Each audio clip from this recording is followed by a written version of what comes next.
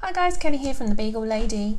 Today I want to talk to you about why young dogs, puppies, have pretty good recall, but then when they see a human, another human or a dog, that all goes out the window. Their ears switch off and they're bombing it across the field to go and see another dog or a person.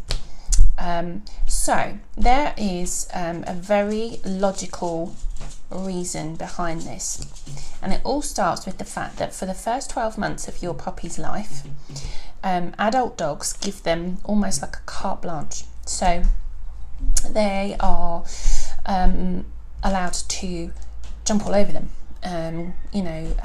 make mistakes like going straight up to them and bowling in and all those kind of things, which is why when people contact me and say, why on earth is my dog not telling my puppy off, it's because although they might be like inside going, oh my god, this little thing, why does it not get off me, basically it's ingrained in them that they give a young dog this time.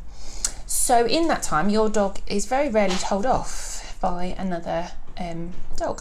You can see this in my daycare. I've got a young puppy, Willow, who is about 8 months old, and she very rarely gets told off by another dog. That's all about to change, because when she hits about sort of around 12 months, the dogs then go in their brains, right, it's time for this young little whippersnapper to learn the ropes and to learn how to be an adult dog. And there are rules, and there is doggy etiquette, and one of them is you don't just jump all over me anymore. You engage with me first of all, and then we will decide whether we're going to play together.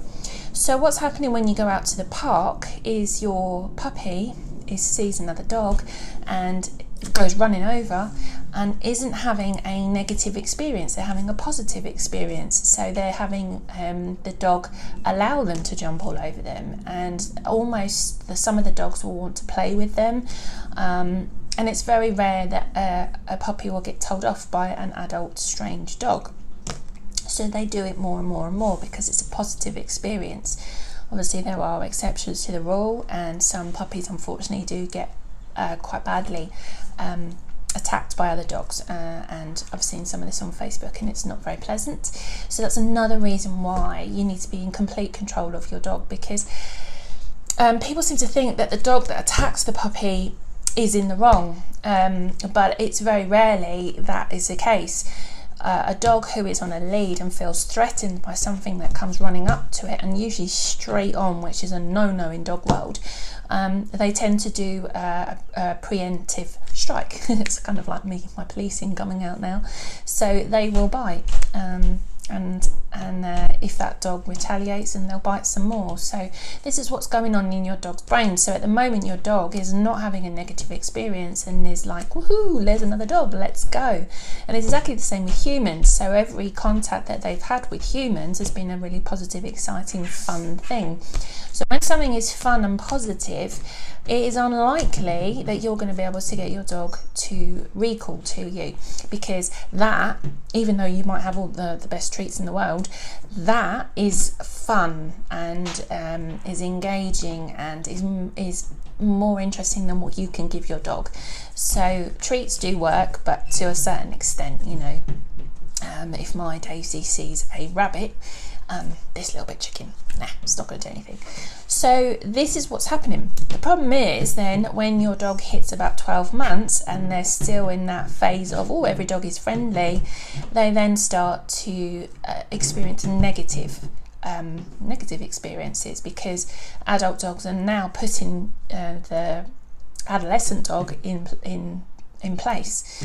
And this is again where young dogs are being bitten by adult dogs, particularly if they're on leads, because dogs on leads feel threatened.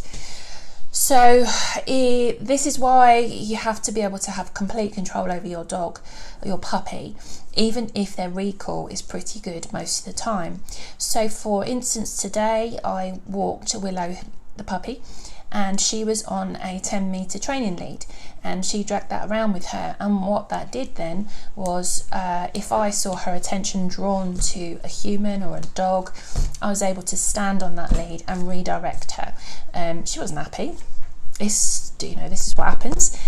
It took ages for her to stop turning around to look at what it was that was exciting, but I tried to make it exciting for her going the other way. So, let's go, and we were running and I was giving her treats and all those kind of things. And what I'm trying to teach her is that, one, the command let's go is means let's go. We're not going over there, we're going that way. But also that you need to flee these things. You need to not go towards them. You need to come away from them, particularly if your mum or your dad, your owner, is telling you to do so. It's not a perfect science. It can take them to come through adolescence, which is around 18 months, 2 years, before they will start to properly listen to you. The first 2 years their hearing is very selective. It might be that they're a really good puppy and they get to about 6 months and they hit adolescence, and then everything goes out the window. They can't sit anymore. Their recall is crap, all those kind of things. So this is why your puppy is doing what it's doing, and why you need to be able to stop them from doing it, because it's important to their development as well. I think that's probably about it, really. I hope that helps. Definitely need to be in control of your puppy, especially if they jump up at people or they're running after other dogs. Having that ability to control them with a training lead. Sometimes some of them need a 20-meter training lead. Some of my dogs have 20-meter training leads because they tend to walk a bit further in front of me. But it gives you that complete and utter control over your puppy, your young dog, if their attention is drawn somewhere else.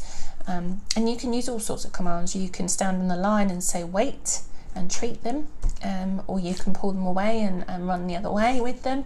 But it's all going into their brains, even if it's not really working 100% for the first couple of years.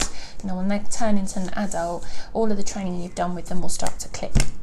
I hope that helps, makes sense, and why your puppies are doing what they're doing. Anything else you need to know, comment below, and also get in contact if you need some further help with it. Thank you. See you later.